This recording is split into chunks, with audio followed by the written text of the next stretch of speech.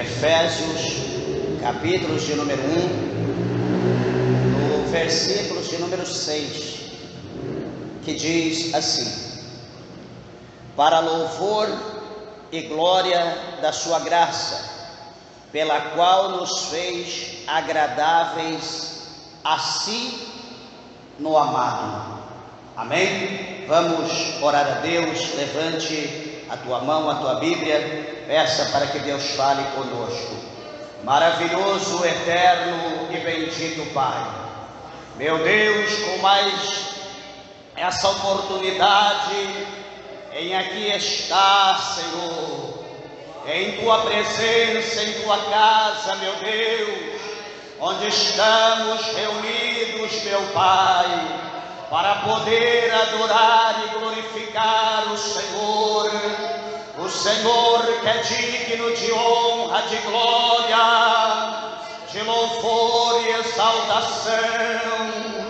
Ó Senhor Deus poderoso, abre agora, meu Deus, o céu, lá mandasse a surimiquenta labaia, os nossos lábios, meu Deus e meu Pai, sara, meu Deus, os nossos pulmões, para que possamos te adorar, meu Deus do céu, na beleza da tua santidade, meu Pai.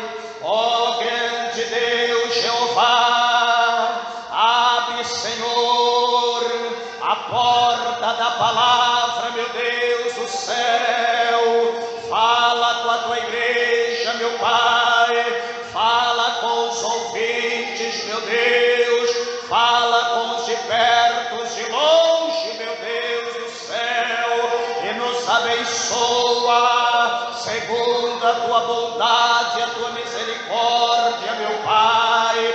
Until thy people have a sua eminência, meu Deus do céu, permita com que a tua palavra neste momento ela venha adentrar no profundo da nossa alma e que ela venha produzir o resultado pela qual ela é enviada pelo teu Espírito Santo. Fala conosco, Deus, em nome do Senhor Jesus Cristo.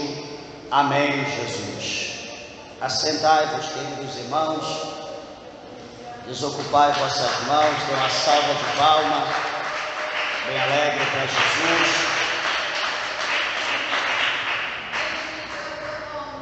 Graças a Deus.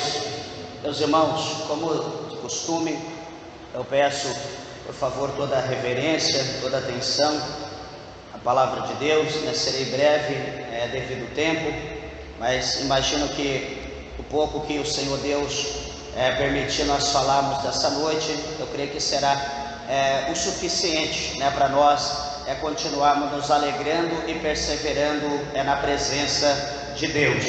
Quero dizer uma coisa para você, de primeira mão, que a maior bênção, né, que Deus Ele quis para a tua vida, né, que Deus Ele preparou para a tua vida, foi enviar Jesus Cristo, o seu único Filho. Não existe bênção maior do que Jesus Cristo. Se você rejeita Jesus, e se você está esperando outra bênção que não seja Jesus, certamente você está trocando pão por pedra, e não é isso que Deus tem para a tua vida. Deus tem o melhor para a tua vida, e o melhor de Deus chama-se Jesus Cristo de Nazaré. A semana passada nós falamos aqui acerca dessa carta de Efésios, né, aqui na introdução, e falamos aqui até o versículo 5 para o 6, né, não deu tempo da gente continuar. Hoje quero falar alguma coisa acerca do versículo de número 6, né, para o melhor entendimento nosso, e creio que o Senhor, pela misericórdia, irá nos permitir, juntos pelo seu Espírito Santo, crescermos assim na graça e no conhecimento. E como nós falamos a semana passada, os irmãos que estiveram aqui lembram, nós estávamos falando com base no verso 1, né, aliás, o capítulo 1, verso 3, nós falamos que, como está dito aqui, bendito o Deus e Pai de nosso Senhor Jesus Cristo, o qual nos abençoou, né, com todas as bênçãos espirituais nos lugares celestiais em Cristo. Então nós falamos, né, só recapitulando, nós falamos que todas as bênçãos, né, elas não foram preparadas e será dada, né? Aqui está dizendo a palavra de Deus que o Senhor Jesus, Ele já nos abençoou com todas as bênçãos espirituais. Então, ou seja, não falta nada mais para nós. E você pode dizer: pastor, mas eu estou numa prova terrível, até hoje as coisas não mudaram, porque ainda você não se tornou ou não tornou um crente espiritual, porque essas bênçãos que está aqui relacionada na palavra de Deus são para crentes espirituais, né? Como eu falei umas 3 vezes aquele dia, repito hoje: aqueles que andam na carne, que vivem na carne, que vivem segundo os conceitos desse mundo, eles jamais apreciarão, eles jamais degustarão, né, ou terão um pequeno vislumbre dessas bênçãos espirituais que Cristo preparou. Então, nós olhando para essa palavra, nós vemos que Paulo ele ensina, né, que há uma diferença do crente espiritual para o crente carnal. E nós podemos ser em uma única pessoa, que somos tricotômico, corpo, alma e espírito. Nós podemos ser também, né, um crente, ou podemos ser um crente carnal. É por isso que Paulo, ele fala lá em Gálatas, né, no capítulo 5, no verso de número 16, ele fala que nós temos que andar em espírito. Ele sugere: andai-vos em espírito, né, uma ordem imperativa: andai-vos em espírito e não cumprireis a concupiscência da carne. Daí ele vai falando nos versículos posteriores, ele mostra que há uma luta dentro de cada indivíduo, dentro de cada pessoa. E de que maneira? Quando o espírito quer adorar, quer fazer alguma coisa para Deus, né? Sabe aquele dia que você está naquela ânsia, naquele desejo de adorar, de glorificar, qualquer louvor te comove, você chora, você dá glória a Deus, você fala em mistério, você quer orar, você deixa tudo para lá, você quer estar ali mergulhado nos mistérios de Deus. Meus irmãos, isso é uma coisa muito linda, uma coisa muito maravilhosa, é algo que o Espírito de Deus quer, é algo que Deus quer, algo que Jesus quer dos crentes todos os dias. Então, quando você tem essa oportunidade, quando você for aí conduzido pelo Espírito, levado pelo Espírito a esses mistérios, dê lugar e se aprofunde mesmo, porque chega um momento na nossa vida que, quando nós queremos fazer as coisas para Deus, quando nós queremos adorar, orar, buscar, jejuar, consagrar, você quer ver uma coisa? Quando você coloca um propósito, está sempre na sua vida cotidiana, diária, está tudo ali uma bênção. Às vezes você está ali passando por alguma prova, alguma coisa, e às vezes vontade de comer alguma coisa diferente, e sempre ali, né, no dia a dia, naquilo que Deus prepara, e glória a Deus por isso, e você sempre querendo alguma coisa nova e nada consegue. De repente chega um dia, você fala: vou colocar um propósito de jejum, né, uma causa aí de 3 dias, num propósito específico. Você começa o primeiro dia, hoje está uma bênção. Quando chega o segundo dia, você vai entregar. No terceiro dia, você vai encerrar o propósito. De repente, chega alguém e te chama: olha, tem um banquete, tem uma festa ali, um evento que eu fiz, e não sei o que, e a tua presença é fundamental, você precisa ir, vai ter churrasco, vai ter bolo. Só fala das coisas que você gosta. E agora? O teu espírito está se fortalecendo, porque você está alimentando ele na oração, na palavra. Você está ali buscando o Senhor, está ali naquele mistério com Deus. A tua carne está derretendo como gelo no fogo. A tua carne está a cada momento enfraquecendo. Só que chega o banquete, chegou agora o prato, chegou agora a tentação. A tua carne se excita quando ouve falar churrasco, aquela gordurinha, aquele cheiro. E agora? Deus vai entender. Eu falei para Deus 3 dias, mas hoje já está no segundo, né? Acho que não tem problema de eu quebrar. Então Deus, ele permite a situação para ver se nós vamos ser fiel. em manter, o nosso propósito diante da presença de Deus, ou se nós vamos quebrar. Se na hora que vem esse prato, nós resistirmos àquilo e nós continuarmos perseverando, certamente aquele propósito que nós aplicamos na presença de Deus, quando passar o tempo determinado, Deus vai dizer: peraí, o meu servo me honrou, mesmo querendo há tempos, mesmo buscando, pedindo aquilo há tempo, nunca apareceu, mas agora ele no propósito aqui, buscando a minha presença, apareceu, mas ele ignorou, ele desprezou e preferiu alimentar a sua alma, preferiu alimentar o seu espírito, estar na minha presença, ele negou tudo aquilo. Então peraí, eu vou abençoá-lo, eu vou suprir as suas necessidades, o propósito que ele colocou na minha presença, eu vou honrá-lo e eu vou preparar um banquete melhor do que aquele que foi apresentado diante dele. Eu quero te dizer uma coisa que vale a pena nós sermos fiéis. Há uma luta da nossa carne contra o nosso espírito. Os irmãos que leem lá Gálatas 5, 16, 17, 18, você vai ver isso. Paulo ele fala dessa maneira, dessa luta, que há do espírito e carne. Talvez você pode achar que não, mas tem. E o pior inimigo, uma vez, eu acho que eu já falei isso aqui, eu conheci um pastor de 90 e poucos anos, jubilado, um homem íntegro na presença de Deus. Ele chegou ali, antes de morrer, já bem avançado em idade, ele disse para mim: eu não temo nada, até aqui Deus me manteve íntegro, mas a única coisa, na verdade, entre tudo, o que eu temo na minha vida, é isso aqui, chamada minha carne. Ele disse: até hoje, com 92 anos, se eu vacilar, essa carne, na idade que eu estou, ela me leva para o inferno.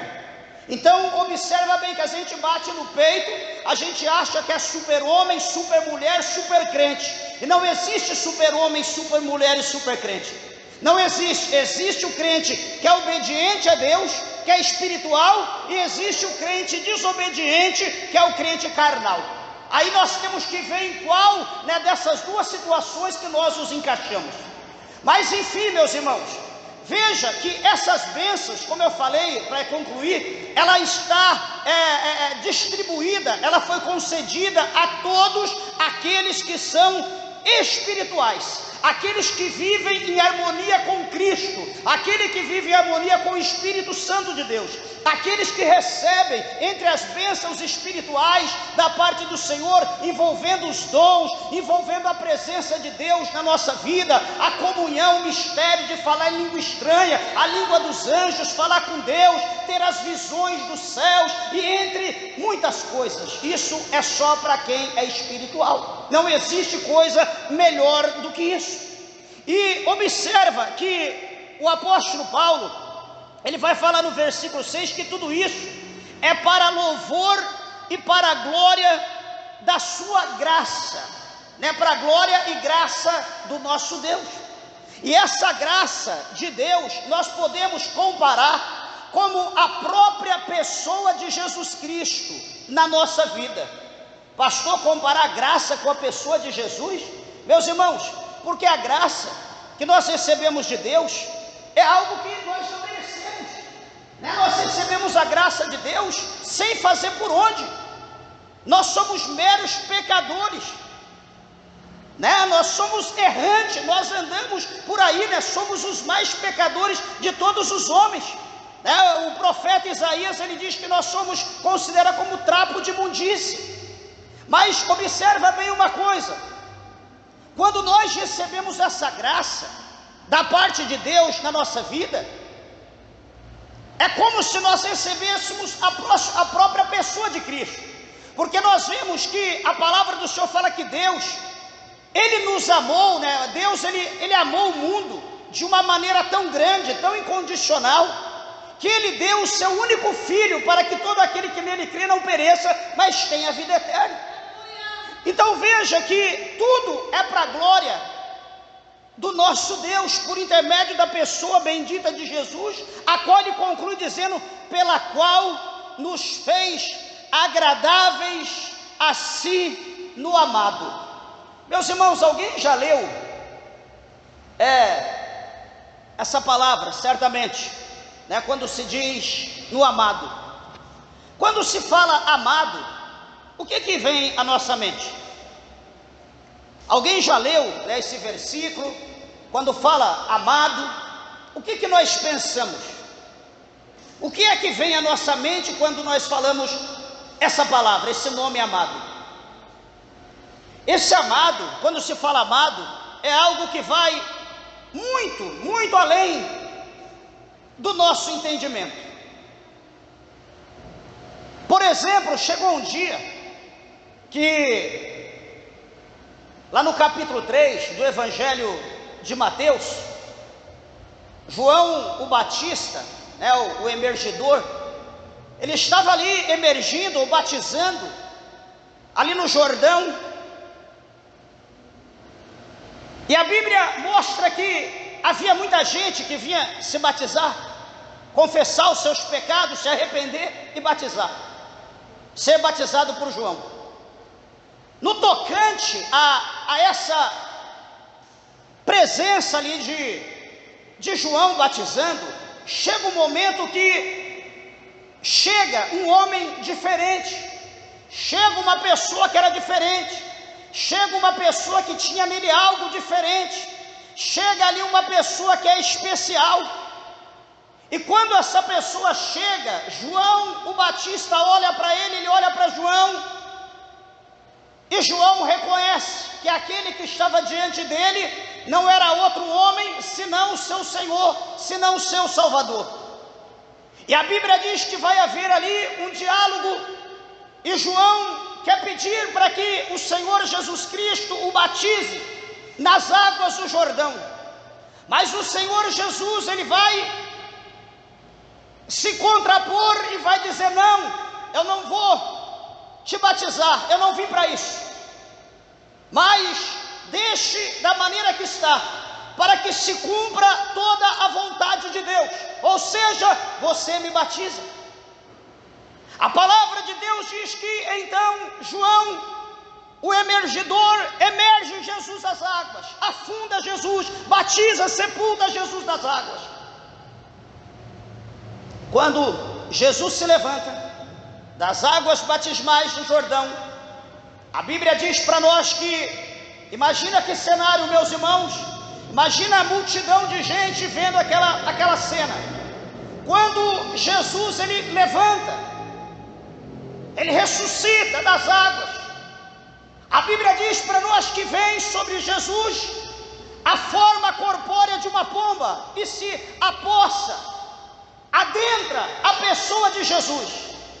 Lembra? Jesus é a segunda pessoa da Trindade, o Espírito Santo, símbolo dessa pomba, é a terceira pessoa, e a Bíblia vai dizer para nós que então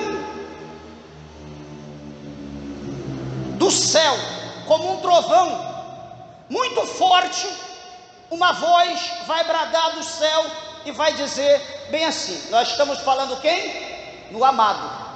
Estamos falando do nome do amado.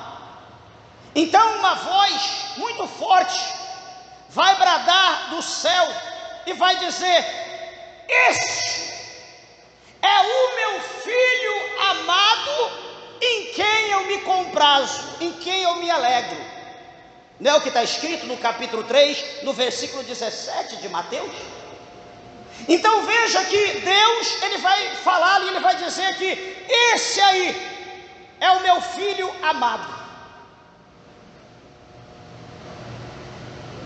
Quando se fala em filho amado, meus irmãos, todas as mulheres aqui que já foram mãe,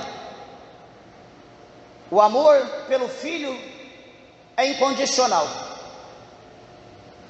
Para uma mãe não existe filho feio, não existe filho raquítico, não existe filho doente, enfim, não existe filho que seja um larápio, ou um bandido, ou um drogado, pode ser o que for, mas para a mãe é o seu filho amado, é o seu filho querido, que ela ama incondicional. Se possível, ela dá o seu amor, ela dá a sua vida para salvar a vida do seu filho. E a palavra do Senhor fala para nós, lá em Isaías, no capítulo 49, no verso 15, Isaías fala que pode uma mãe, essa mãe que gerou um filho na sua madre, ela que tem esse filho, que passou ali o seu processo de gestação, teve o seu filho, ele diz, pode uma mãe esquecer desse filho que carregou no seu ventre? É impossível ela esquecer. Mas ele diz, todavia, se essa mãe ela se esquecer do seu filho, eu, o Senhor, não me esquecerei de ti. No verso 16, ele diz, pois o teu nome eu tenho escrito na palma da minha mão. O que nós observamos? O amor de Deus. Então Isaías está dizendo que o amor de uma mãe pode cessar pelo filho. O amor da mãe pode ser esquecido, a mãe pode esquecer, pode trocar o amor, o filho, ao amor de um novo homem, a uma nova paixão, pode trocar talvez por uma bênção, por uma nova vida, por uma mudança, mas ela pode esquecer. Mas Isaías diz aqui, o Deus Jeová falando por Isaías, diz que ele não esquece. Como que nós calculamos o amor de uma mãe pelo filho? Porque esse amor é um amor incondicional, é algo que não tem como pagar. Como que se calcula? É impossível, é quase impossível. Isso de uma mãe para o filho. Agora, se nós irmos para um nível superior, se nós formos para outra dimensão, na dimensão espiritual, e se nós olharmos agora para o céu, nós fechamos os nossos olhos, ou pedir para Deus abrir os nossos olhos espirituais, para que nós possamos entender o mistério do amado. Queria refletir com os irmãos acerca.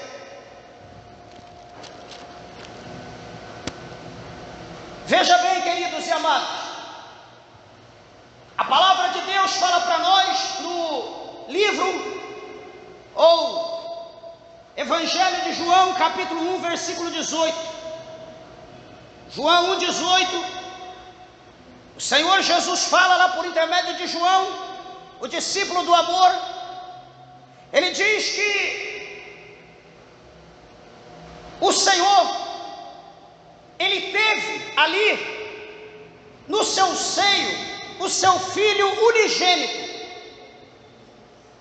porque a Bíblia diz que ninguém viu a face de Deus, nem um mortal e nenhuma cena na Bíblia viu a face de Deus. Pastor, mas lá no Antigo Testamento, em tal lugar, teve a teofania dos anjos, teve pessoas que viu glória, que viu céus abertos como Isaías, mas todo esse mistério, toda essa teofania foi a apresentação da pessoa bendita do amado, a pessoa bendita do Senhor Jesus Cristo, não o Pai, porque a Bíblia diz que todo mortal, todo aquele mortal, aquele que que colocar os seus olhos na santidade de Deus, ele é consumido, ele é exterminado, ele é dissipado, ele é evaporado imediatamente. Isso é tão verdade que em Isaías, no capítulo de número 6, a Bíblia diz para nós, é a única vez na Bíblia que mostra, lá no capítulo 6, onde a Bíblia fala dos serafins, que não existe outra parte, apenas lá. Quando a Bíblia diz que Isaías contempla os céus abertos, ele vê o Senhor assentado no seu trono, e ao seu redor há anjos, que falam aos serafins, que esses anjos têm 6 asas. Presta atenção como que é o mistério de Deus, como se cumpre a palavra. Esses anjos com 2 asas, eles cobrem os seus pés. Com 2 asas, esses anjos voam. E com outras 2 asas, eles cobrem os seus olhos. E a Bíblia diz que eles, com a sua boca aberta, eles adoram o Senhor para todo sempre, dizendo: Santo, Santo, Santo é o Senhor dos exércitos, a terra está cheia da presença ou da glória de Deus. Então observa, meus amados e queridos irmãos, como é interessante quando Deus diz que ninguém viu a face de Deus, porque qual que olhar para a face de Deus é exterminado. Até os serafins, que são santos anjos, poderosos, eles tampam os seus olhos diante da presença de Deus. Por isso que em João 1,18, a Bíblia diz que Deus nunca foi visto por ninguém. Não é o que está escrito lá? Daí ele diz, continua: mas o Filho unigênito, que está ao seio do Pai, esse o fez conhecer. O que é seio? As irmãs sabem o que é seio? A criança está no seio da mãe, está aqui, no colo, né? Está aqui, Já pensou? Ninguém viu a Deus, mas o Senhor olha para o seu filho. Imagina um amor único, não é o primeiro filho, né? A Bíblia não fala o primogênito, fala o unigênito, o único, não tem outro, era o único no seio do Pai. Veja, analisa desde antes da fundação, desde eternidade, o Senhor Ele não foi criado, Deus não foi construído, não foi inventado, Ele é o arquiteto eterno, Ele é o construtor, o criador, e é o Deus que mantém tudo que nós imaginamos, que nós não imaginamos, que está nos céus, que está na terra, embaixo da terra, nos mares, enfim, nas galáxias, tudo. Deus é o criador e é o mantenedor fiel de tudo. Ele mantém tudo funcionando consecutivamente, tudo perfeito. Olha, desde o princípio esse filho com Deus, o amor. E o que acontece? Nós olhamos para o outro cenário, Deus dos céus olha para a terra. Deus olhando para a terra é como se você olhasse para uma cisterna. Imagina aquela cisterna, desculpa da expressão. Deus olha para a terra e vê como uma cisterna com os piores tipos de sujeira, de imundície, de bichos, de contaminação, de podridão, com o pior odor que pode existir. Deus olha de lá do céu e olha para a terra e vê aquele lugar imundo. Não é como nós vemos, Deus vê a realidade, e a realidade não é como você vê. Foi como eu falei esses dias. Pensa, imagina se Deus abrisse os nossos olhos, as nossas narinas espirituais, para que nós pudéssemos ver cada um de nós como nós somos, os exímios pecadores, e sentir o cheiro do pecado e ver o pecado na vida de cada um como que é, como Deus enxerga. Eu acho que todo mundo ia correr de todo mundo, não ia suportar. Imagina Deus de lá olhando para essa terra, imagina o amor de Deus emanando, porque a Bíblia fala que Deus, Ele provou o seu amor lá em 5:8 de Romanos. A Bíblia diz que Ele provou o seu amor para conosco quando nós ainda éramos pecadores. Então Ele provou de que maneira? Eu vou resgatar esse povo, eu vou tirar esse povo dessa terra, eu vou arrancar esse povo desse lamaçal de pecado, eu vou tirar esse povo dessa situação e vou trazer para mim, eu vou fazer uma obra na vida dessas pessoas. Mas quem que eu vou enviar?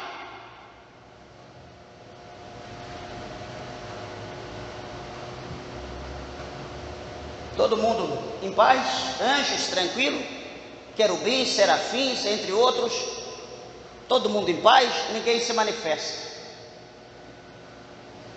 Aí o amado, aquele que está no seio do Pai, simplesmente ele diz: eis-me aqui, envia-me a mim.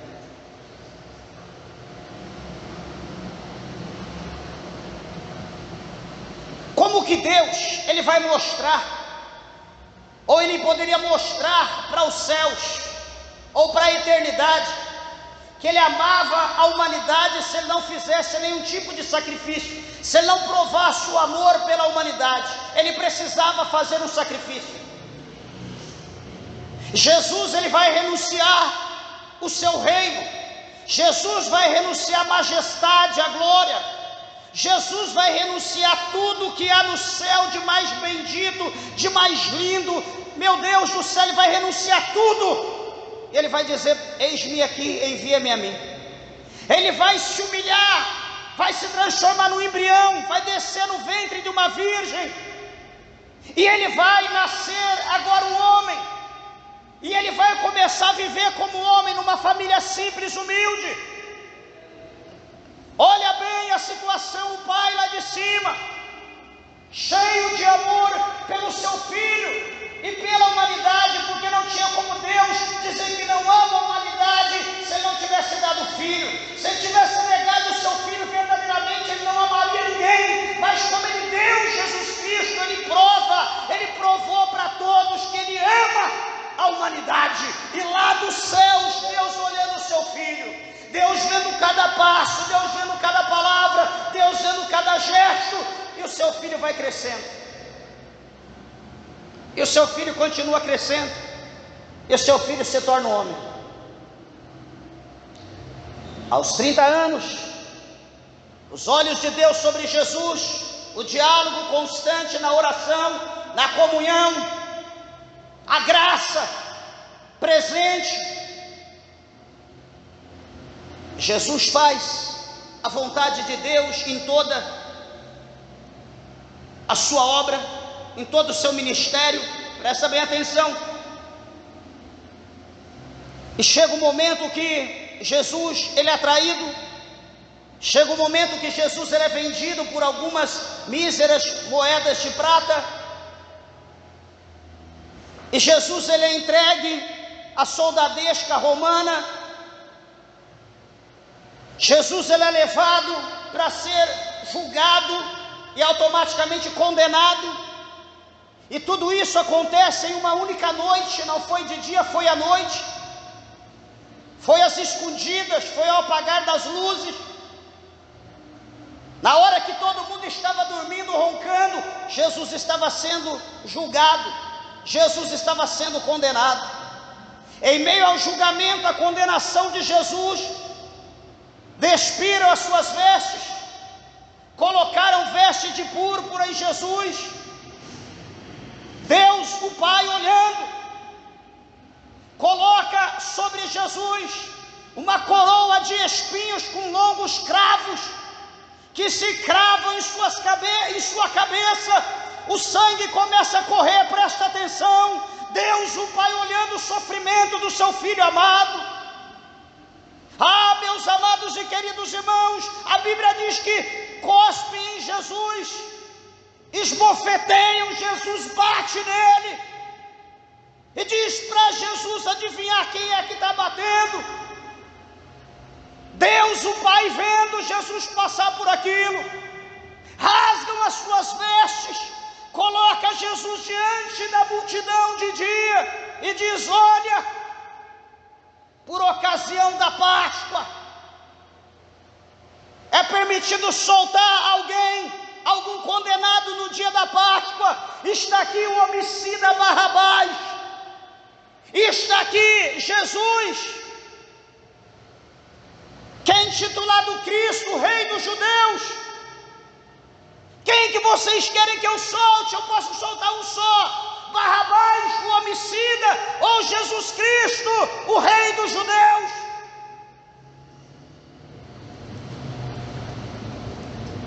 Aquela multidão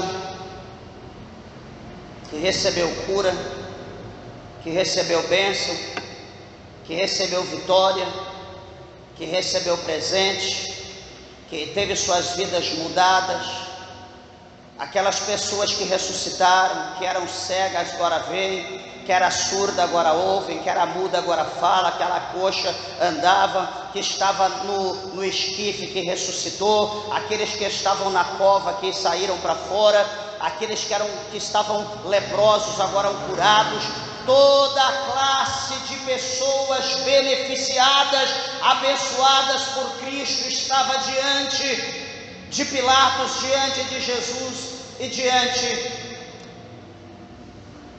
do bandido, do homicida. Quando gritam de novo, Pilatos dizendo: quem vocês querem que eu solte? Barrabás ou Jesus? Começaram a dizer: solte Barrabás, crucifique Jesus, solte Barrabás. E foi aumentando, de repente começaram a gritar: crucifica Jesus, crucifica Jesus, crucifica Jesus, crucifica. Estão gritando: crucifica Jesus até hoje. Deus, o Pai, lá de cima, olhando o que estava se passando com o amado, Deus contemplando o seu amado filho, Deus querendo intervir, Deus querendo fazer alguma coisa, mas precisava cumprir o projeto, a palavra, o que fora escrito, o que fora predito pelos profetas. Jesus Cristo, ele é condenado. Jesus Cristo, ele pega uma cruz, segundo historiadores, que a cruz era muito grande e pesada, porque Barrabás era um homem superior em estatura, em força. Mas como Barrabás não fora crucificado, Jesus pegou aquela cruz, e aquela cruz pesadíssima, no tocante, Jesus andando com aquela cruz, ele era açoitado com aquele chicote de unhas de gato, né, que é assim cravado, que quando bate, né, ele penetra no corpo, puxa e rasga até lasca de osso, vem junto. Jesus foi torturado, Deus olhando, Deus vendo o amado sendo torturado, sendo cuspido, Jesus passando, levando aquela cruz, a multidão de gente, pessoas do lado xingando, cuspindo.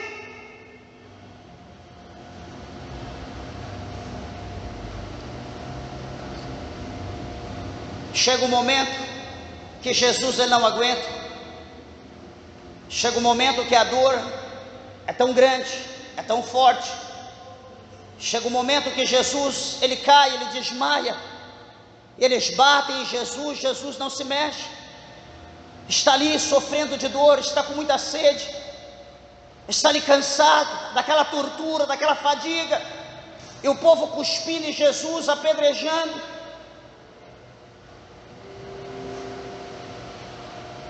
Meus irmãos, cadê aqueles que juraram, que diz: mestre, se necessário for, eu darei a minha vida por ti, eu morrerei no teu lugar? Cadê aqueles que juraram lealdade? Cadê aqueles que juraram dar a vida a Jesus? Cadê aqueles que prometeram estar com Jesus ali na frente? Haja o que houver, nós estaremos como escudo diante de ti. Cadê? Cadê aquele povo que for abençoado? Cadê aquele povo que foi curado? Cadê aquele povo que recebeu vitória? Cadê o povo do milagre? Cadê?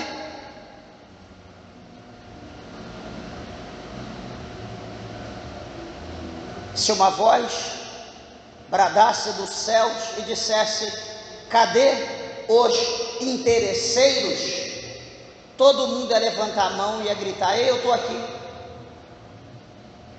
Porque o cenário de hoje com aquele não muda, o cenário está sendo o mesmo. Por que eu estou dizendo isso? Porque quantos de nós temos feito promessas a Deus? Quantos de nós temos jurado lealdade a Deus, fidelidade a Deus?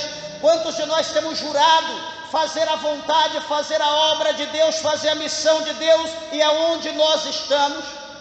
Nós estamos olhando unicamente para nós, para os nossos problemas, coloca outro no lugar, manda outro ir, pede para outro fazer. E cadê a nossa palavra que nós, Senhor, nós juramos a nossa vida? Cadê o juramento que nós fizemos nas águas batismais? Fidelidade à palavra de Deus, ao Pai, o Filho e o Espírito Santo. Cadê? Mas o que nós vemos hoje é um bando de gente interesseira, que está correndo atrás da igreja, atrás de Jesus, atrás de profeta, de profetisa, correndo atrás de profecia, atrás de profetada, correndo atrás de bênção, de vitória, de milagre, atrás de coisas terrenas, mas não quer saber de olhar para Jesus, não quer saber de estender a mão para Jesus, não quer saber de dar um copo de água para Jesus, não quer saber de fazer o mínimo.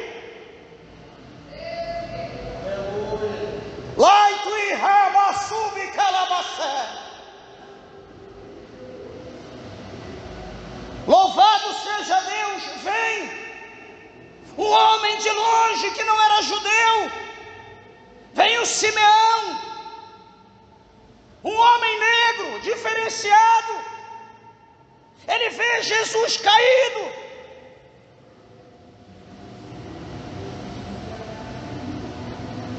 Está faltando Simeão. Está faltando. Jesus estava lá. Ele chega, tira a cruz, coloca sobre ele, levanta Jesus. E ele ajuda a levar aquela cruz, ajuda arrastando Jesus. E vai levando Jesus até o monte chamado Caveira, até o monte chamado Gólgota, aonde então Jesus seria exposto aos olhos de todos naquela cruz, onde ele seria crucificado. Deus, o Pai, lá de cima, está olhando para o amado, está vendo a situação a qual ele está vivendo. Jesus agora, na caveira, sobre aquela madeira, Jesus é deitado. Agora então amarra-se a sua mão, coloca um cravo imenso na sua mão, crava ele ali. No outro lado estica a sua mão, amarra também o dorso, aqui o dorso da sua mão. E agora então pega outro cravo grande e crava a sua mão.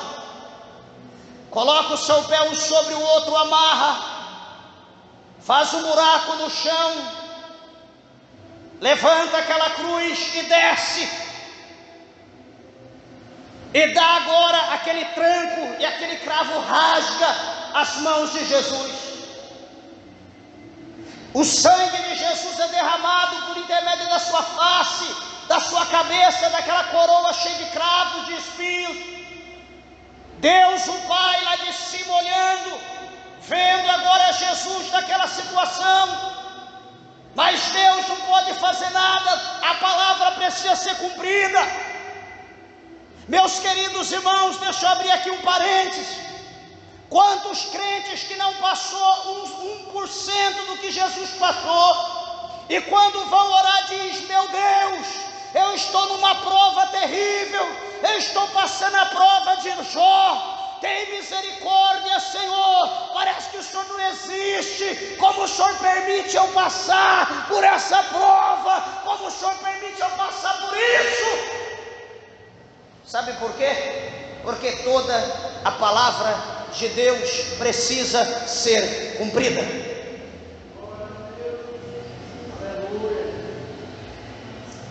Se você não sabe orar, não abra a tua boca para xingar Deus, dá glória a Deus. Se você não sabe o que pedir, dá glória a Deus. Dá glória a Deus para o teu pensamento daquilo que você precisa, porque o Espírito Santo de Deus, Ele conhece a intenção do nosso coração, e é Ele que intercede por nós ao Pai, até mesmo por gemidos inexprimíveis, para que a nossa oração possa chegar perfeita diante de Deus. Ai, não sei porque essa prova, ai meu Deus, tem misericórdia, eu estou aguentando. Vai fazer o quê? Olha o que Jesus está passando, e Deus está vendo. Ué, mas Deus não ama o filho? Você que ama alguém, ama. Se tirar diante de mim, eu morro. O amor de Deus por Jesus é infinitamente o amor de morte que uma pessoa possa dizer, eu amo de morrer. O amor de Deus é infinitamente por Jesus, e nem por isso Deus morreu, nem por isso Deus suicidou-se, nem por isso Deus se apichou do céu para a terra e caiu de cabeça. Deus deixou as coisas seguir. Tinha um projeto em tudo aquilo, como tem um projeto na minha, na tua vida, no que nós estamos vivendo, no que nós estamos passando. Analisa, Jesus ele tem sede. A Bíblia diz que pegam então isopo, né, uma planta ali como um algodão, imerge ali no vinagre e levantam, colocam a boca de Jesus para Jesus beber no momento de sede. Dão vinagre para Jesus.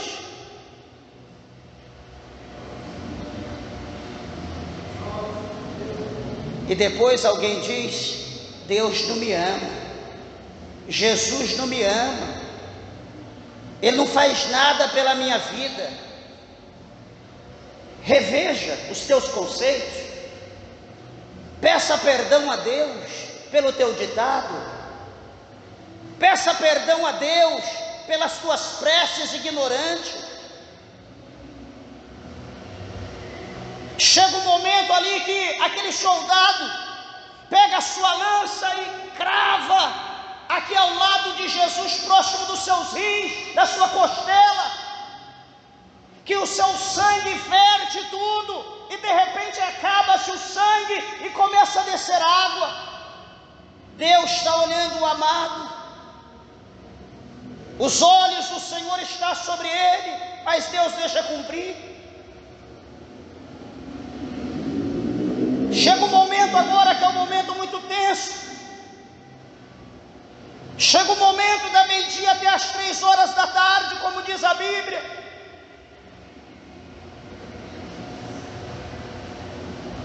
Que todos os discípulos desprezaram Jesus. Todos os discípulos desprezaram.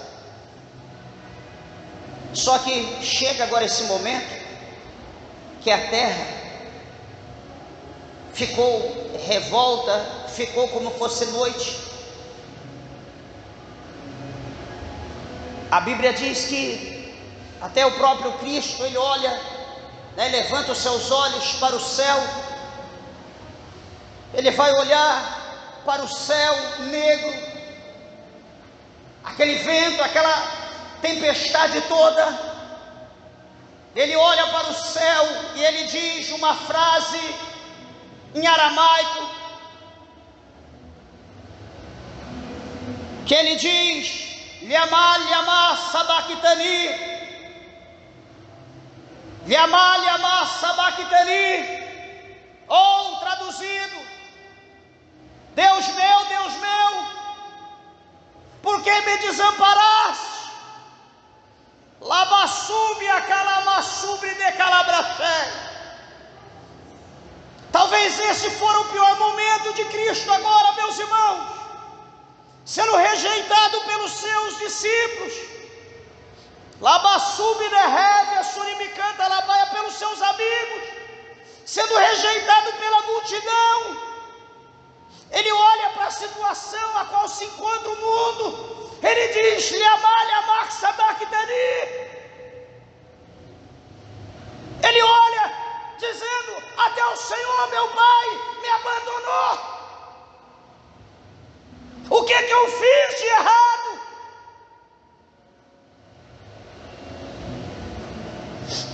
Lai tu e reve a subricala mandasse de ré. Imagina o Pai Todo-Poderoso olhando para o seu amado filho, olhando Jesus chorando, Jesus falando com ele. Jesus ali naquele momento angustiante, aquele momento terrível, aquele momento de trevas, onde ele estava se tornando o maior pecador, aonde ele levou nossos pecados, as nossas dores, está sobre ele agora. Será que essa cena ia separar o amor do pai pelo seu amado filho? Meus amados e queridos irmãos, de maneira alguma não ia separar. O amor de Deus é um amor imensurável. O que é o amor imensurável? É um amor que não se pode medir. É impossível medir o amor de Deus, não tem como medir. O amor de Deus é incondicional e é imensurável. O amor de Deus abrange toda a eternidade, abrange toda a criatura, toda a sua obra. Deus, Ele é um Deus de amor, é um Deus que ama, é um Deus que nada separa o amor pelo amado. E o que acontece ali? A Bíblia vai mostrar que então Jesus, ele vai dizer para o Pai naquele momento: Pai, perdoa eles, perdoa esse povo, Pai, perdoa eles, porque o Senhor me deu, e todos aqueles que o Senhor me deu, de maneira nenhuma eu lançarei fora, perdoa eles, eles não sabem o que faz. Jesus ali, naquele momento, esperando a hora exata, Jesus novamente levanta os seus olhos ao céu e diz: Pai. E ele diz uma frase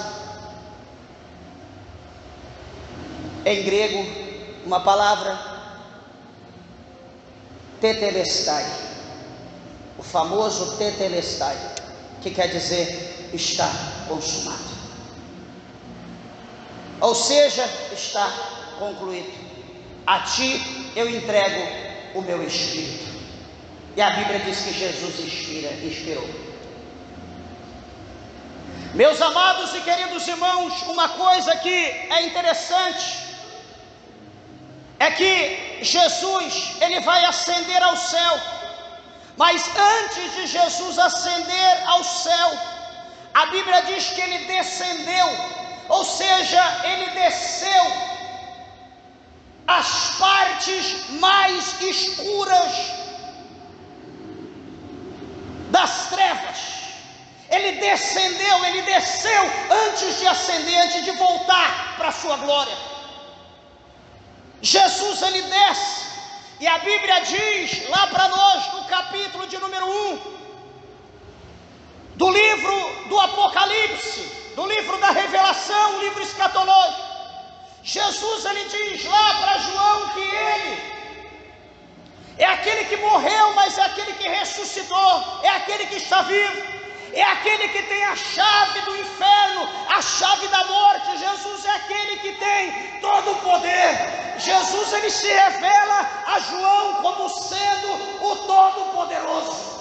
É aquele que descendeu, mas também é aquele que ascendeu, é aquele que voltou para a destra, é aquele que voltou para a direita do Pai, é aquele que ocupou o seu trono de glória.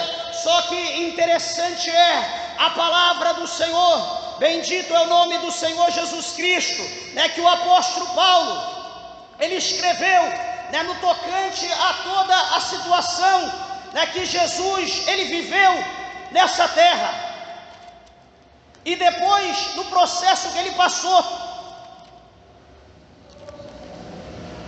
Paulo, ele vai escrever para a igreja de Filipe, aos filipenses. Paulo escreve no capítulo 2 de Filipenses, para encerrar, no versículo de número 7, Filipenses 2:7, Paulo escreve assim: mas aniquilou-se a si mesmo, tomando a forma de servo, fazendo-se semelhante aos homens, igual aos homens, não como Deus, mas como homem. E achado na forma de homem, humilhou-se a si mesmo, sendo obediente até a morte e morte de cruz. Pelo que também Deus o exaltou soberanamente e lhe deu o nome que é sobre todo nome, para que o nome de Jesus se dobre todo o joelho dos que estão nos céus e na terra e debaixo da terra, e toda língua confesse que Jesus Cristo é o Senhor, para a glória de Deus Pai. Queridos e amados irmãos, eu encerro. E presta bem atenção uma coisa: quantos de nós oramos e pedimos para Deus exaltação? Que exaltação eu estou pedindo? Eu estou pedindo para falar em línguas, eu estou pedindo um dom, tudo isso é exaltação. Eu estou pedindo para expulsar cão, para expulsar demônio, tudo isso é exaltação. Eu estou pedindo dom para pregar, dom para louvar, tudo isso é exaltação. Quantos de nós queremos essa exaltação? Deus quer te exaltar, Deus quer como também você quer. Mas eu encerro com essa pergunta: em meio a nossas petições acerca dessas exaltações, nós estamos dispostos a pagar o preço que o amado pagou para receber a exaltação que ele recebeu? Vai embora pensando nisso e se fortaleça e se regozije em Deus por intermédio do Espírito Santo, e saiba que tudo é válido na obra de Deus, porque Jesus, ele diz que a minha recompensa está comigo para dar a cada um segundo as suas obras. Amém, meus irmãos? Que Deus, o Senhor, vos abençoe em Cristo. As palmas bem alegre exaltam o nome do Senhor.